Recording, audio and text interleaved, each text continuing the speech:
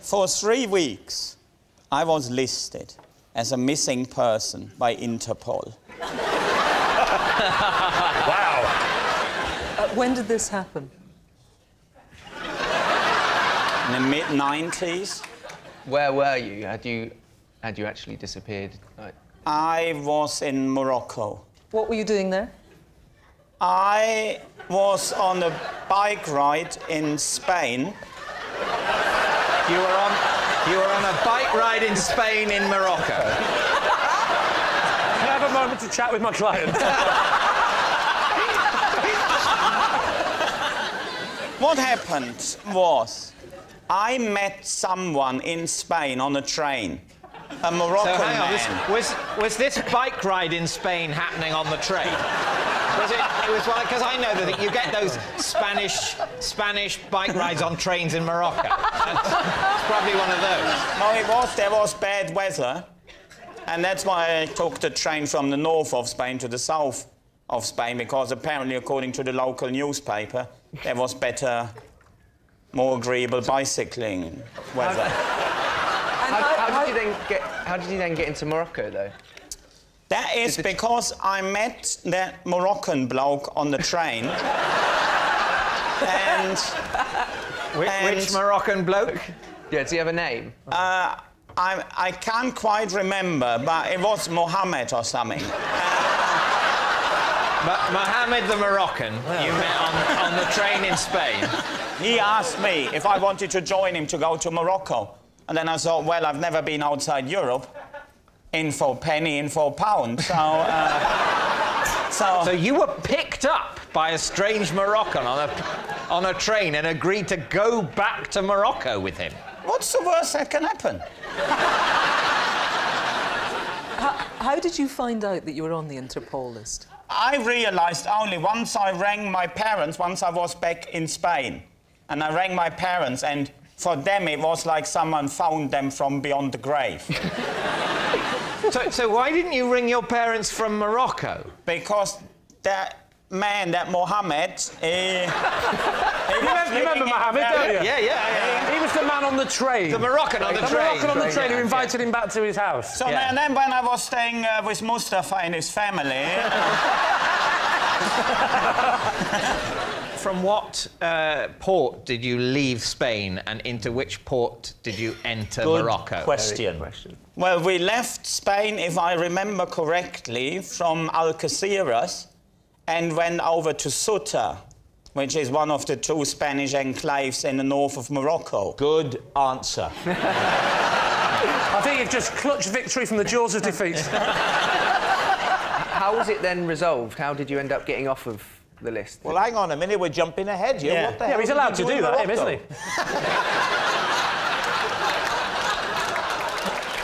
What were you doing? I was travelling with Mohammed. My client is getting mixed up because at passport control they said you must have a passport. And he's getting a bit mixed up with the names. I'm curious as to the fact that Interpol has a missing persons list. Yeah, no, what happened is my parents got involved and they got Interpol involved. Right. And I sent a few postcards, one of them, to my friend Mark. And on that postcard I wrote, I've joined the Foreign Legion. Probably see you never again, have a good life or something. And then, Mark, being a quite clever boy, so, OK, with this postcard I can have a lot of fun. I go round Henning's parents and say them something along the lines of, oh, Herr Wehn, Frau Wehn, you might be interested in this. Sorry, so your friend Mark... Yes. ...used this postcard to mentally torture your parents. I'll make his parents think he's disappeared forever for a laugh. Well, it's German sense of humour.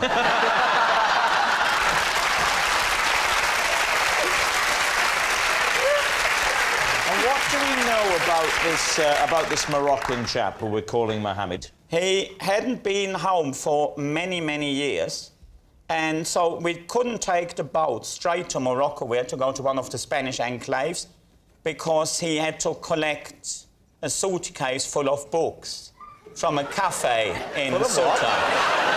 What? Why did he have a suitcase full of books? Because someone left them there for him. But why books in a suitcase? Well, it was back in the mid-90s, people were still reading. So he went to a cafe in the Spanish enclave of Morocco to collect a suitcase which he told you was full of books. Well, I suppose a friend of his left them there. Yes, but why? I mean, you know what it sometimes is like, isn't it? Like, well, I can't quite think of an example. But if he could, it would be like that. Yeah. This Interpol list that you were on, can you just elaborate on how your parents got you onto it? Well, they rang the consulate, and they rang all sorts of... Which consulate? The German one. Which German consulate? Well, the one in Morocco. They didn't ring the police, they rang the German consulate in Morocco. Well, that's how you would go about it, wouldn't you? It's no good ringing your local bobby. And what happens then with the list? Do you just... They have to tell Interpol, stop looking for Henning. We found him. I suppose so, yeah. Well, did they? For all we know, they're still looking for you now. I'm safe! So what do you think, David? Does any of that have the ring of truth, or has he made all that up? What do you think, Kirsty? I think it's so odd and inconsistent and unlikely that it must be true. Yeah, that's what I'm leaning towards as well. Yeah, I think that as well. I think it's true. Yeah. Henning, was that the truth, or were you telling a lie? Well, this story is true.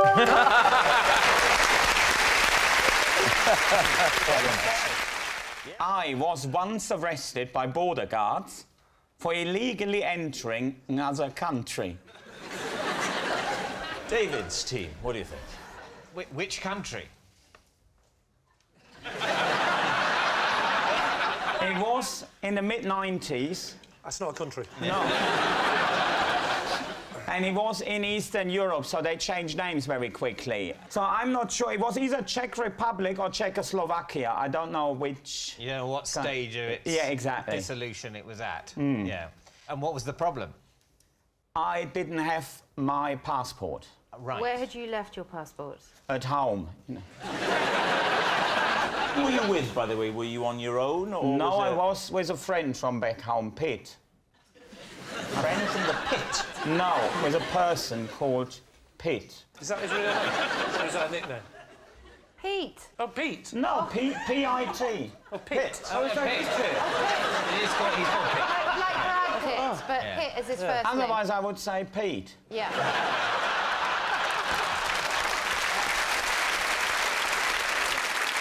We were travelling on something that was called Schönes Wochenend-Ticket. And That's German for National Express. now, what it is German for, you can use any train you like, as long as it's a slow train. We have that system with all of our trains.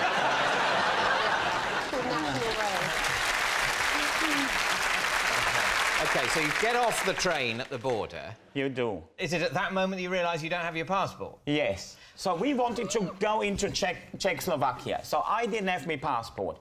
So the obvious thing to do is don't go across where the border guards are, but go a mile off into the fields and cross there. If then someone wants to see your passport, you say, oh, I must have lost it. Roughly how far into Czechoslovakia, in whatever form it was, were you? I was about, give or take, a mile. I see in the distance, I see like two white lights. They're getting bigger and bigger and bigger. And then I realise it's a Jeep. And then they're driving towards us. I'm quite gripped by this story. The Jeep then just stopped, and then there is 4 people jumping out with automatic rifles and dogs. Automatic dogs. What sort of dogs were they? I didn't ask for their names. Neither did Alex. They were terrifying dogs, probably Alsatians or something. What happened? They're all around you. So well, what they do all they say? jump out with their rifles, don't they? And then saying, or whatever their language is. So,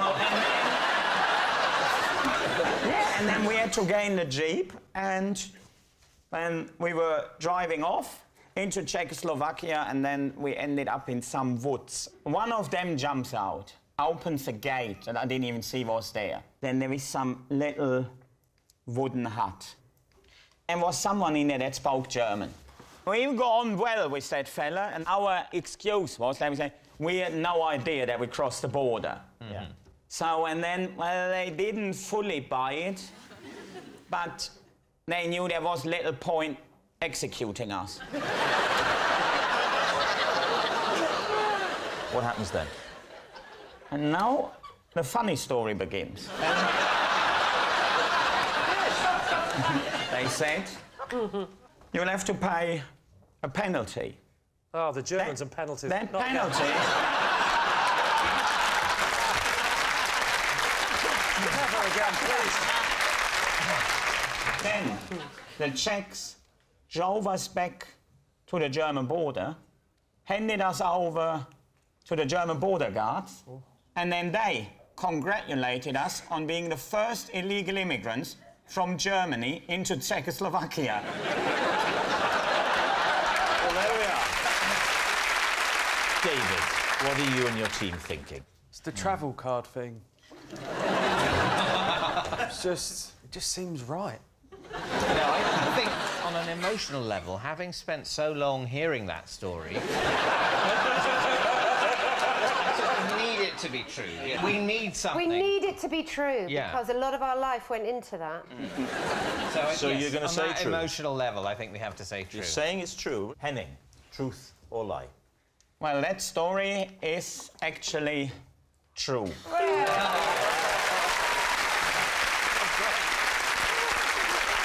Yes, that was true. Henning did get arrested for illegally entering another country. For 3 weeks, I carted an empty box around without realising that what I bought wasn't actually in it. David's team. Right. What was it? What did you imagine it was? What it was a... No, don't let me lie. It was...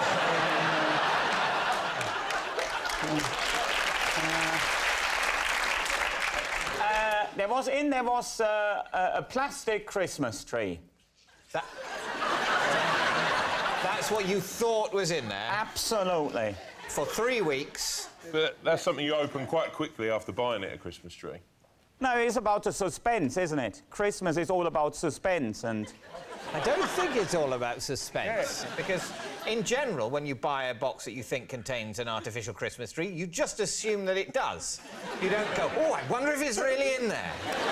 Because if you're seriously wondering if it's really in there, you'd check before you left the shop, wouldn't you? Yeah, maybe I'd chosen my words not very wisely.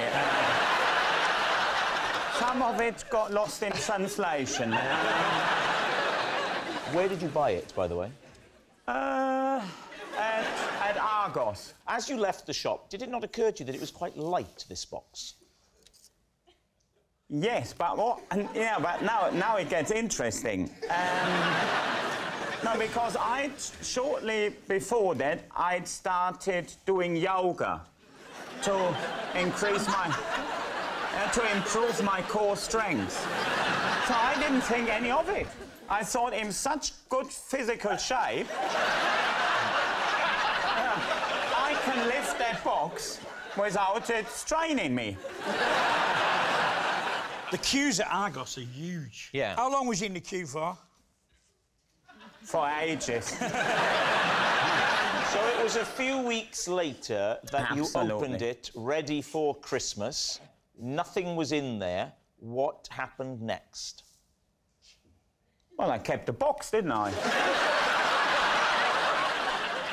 So you went on to have this Christmas without a Christmas tree in your flat? I actually, believe it or not, I did use the box instead of the Christmas tree. As a tree? Because there was pictures of a Christmas tree on the outside. And The saddest Christmas ever. I have one further question. Yes? Why were you carrying this box around with you for 3 weeks? When I say I didn't take it to social occasion, I didn't say to the box, do we want to go down the park? And then the box at what, end of November? Far too cold. So, I did not ask you whether or not you socialised with the box. I tell you what, I took the box into town with me on one occasion. I went all the way into Leicester Square with the box. Why, on the occasion that you were going into Leicester Square, did you take it with you? That is a very good question, David, and I shall give you the answer. Because the box and I were going to do a comedy show. On how many journeys did you take this Christmas tree, other than the one from Argos to your flat and the one from your flat to the comedy show in Leicester Square? Can we just keep it a bit lighter? He's not up for a war crime. Not on this occasion, anyway. David, what do you think? What do you think, Sean? I'm sort of having it, a little bit. Because anything you buy from Argos, even if it's a big wardrobe, it doesn't weigh anything when you walk out with the box. Are you an Argos man, Sean? I used to be. Really? Big time, yeah. What stopped you? Fame.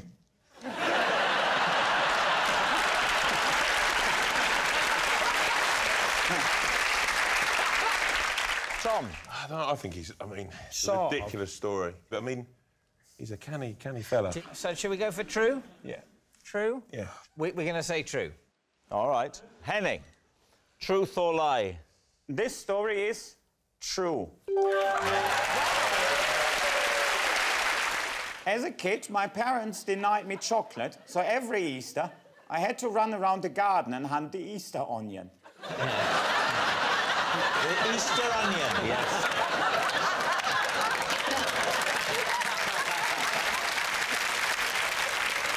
David, where'd you begin? Them were the days. Why were you denied chocolate? It's not good for you, is it? And why did you hunt an onion?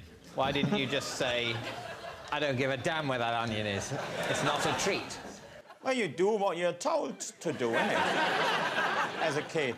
So you would look for the onion, and you would find the onion, and you would say... I'd say, da ist die Zwiebel. What? What? Well, there is, in Germany, say, there's the onion. What would happen then? Then I would hold it aloft. And...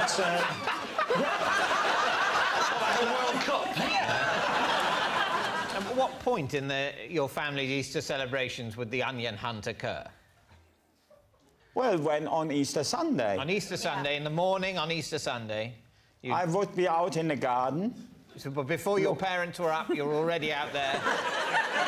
Henning, do you get on with your parents? Very well, yeah. Are they nice? Yeah, I mean, my father is dead, but he was a really jolly fella, and, yeah, my mother is all right, yeah. I'm glad you didn't do the speech at the funeral. Once you track the onion down, Henning, would you tuck into it? Yeah, you have a bite. Raw? So, of course. So you're very pleased, you held the onion aloft, and then you took a bite out of it. Yeah. I do feel like you're more enchanted by onions than we are. But obviously they mean a lot to me, because I knew Easter Sunday it was time to go in the garden and hunt the Easter onion. What are you thinking, Rachel? I was half believing him until the biting into it. They're quite solid, aren't they? It's like a tennis ball, isn't it? Yeah. The thing is, I can bite into an onion because I wasn't allowed chocolate. That means my teeth are good. Yeah.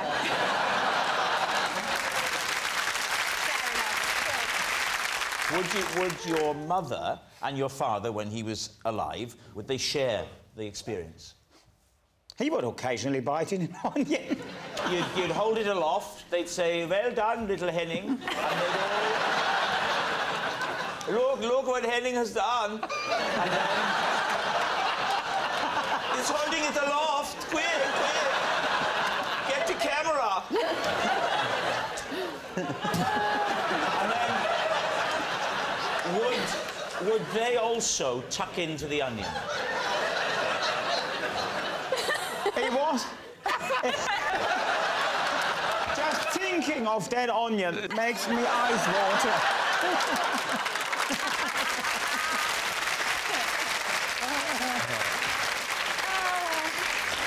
What do you think? Is that truth? What do you think? Well, even though he started crying at the memory, I don't know. They're crocodile tears. He does seem very moved, doesn't he? What do you think, Alex? I hope it's true, but I think it's not. I think it's a lie. It's a lie. You're saying it's a lie. Henning, did the Easter Bunny bring an onion? Sadly, it's a lie.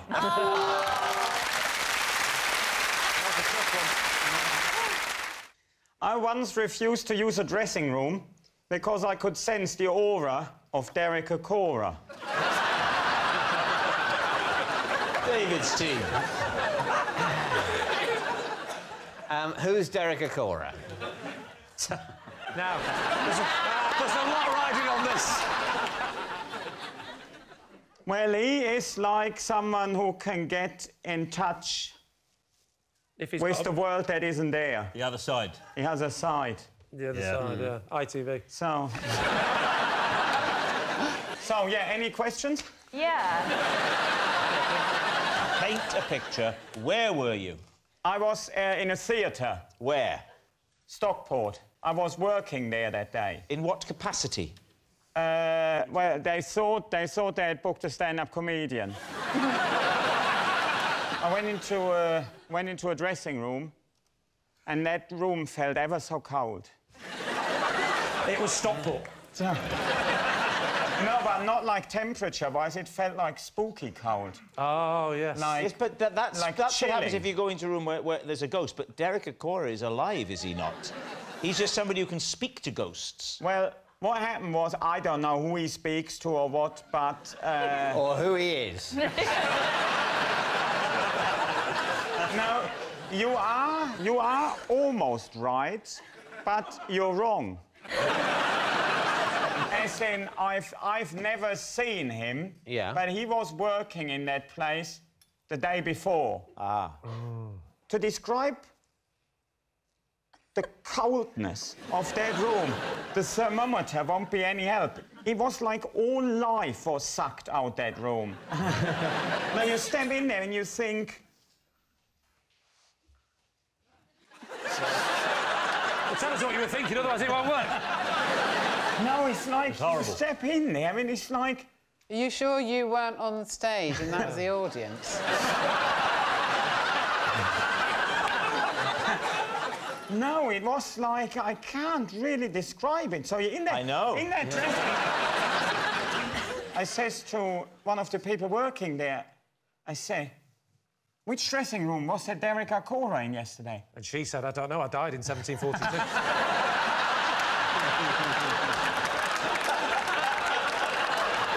I mean, you could have had 5 bobbleheads and you would still have gone, oh, poor blimey, it's freezing in here. And you came to the conclusion that this was the aura of Derek Acora. Without a shadow of a doubt. I'm not like... Telling the truth? No. So I'm not one of them that goes round out there, and all that. But I've never experienced anything like it. Well, I obviously was instantly out, went to one of the other dressing rooms, and it was like as if life had returned to me and Stockport. Wow. Let's go for a decision. What's it going to be? Joe? Completely preposterous. Really? I think it's true. Do you believe in ghosts? No. But I believe well, how could it be true? I believe that he believes in ghosts. No, he's a sort of savage rationalist. It's 2 to 1, lie against I think truth. we're going to go lie. You're going to say... We'll go lie. Lie. Henning, were you telling the truth or were you telling a lie? This was 100% the truth.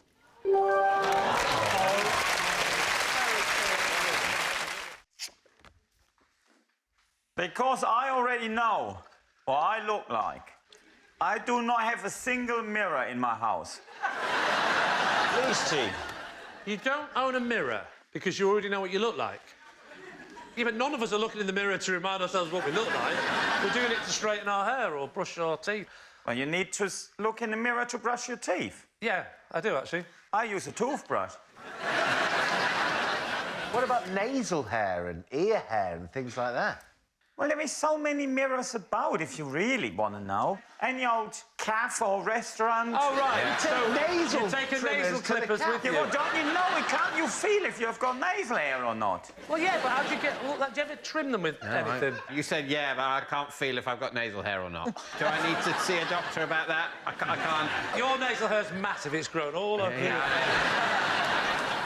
When did the decision come to stop having mirrors? It's not a conscious decision, but I don't like palaver. So there's no palaver lamps in your house either? What about when you're shaving? How do you shave? Oh, you've got an electric shaver. Yeah, I know you. I've got an electric razor. How do you know how much charge is in it if you can't see it reflected in the mirror? I think you can look at it with your eyes. Just look at it. You have a break, PC, and I will carry on with this interview. OK, I'll tell you what, Henning. So you wake up in the morning, OK? It's time for Henning to do his ablutions. Talk us through it. I get up.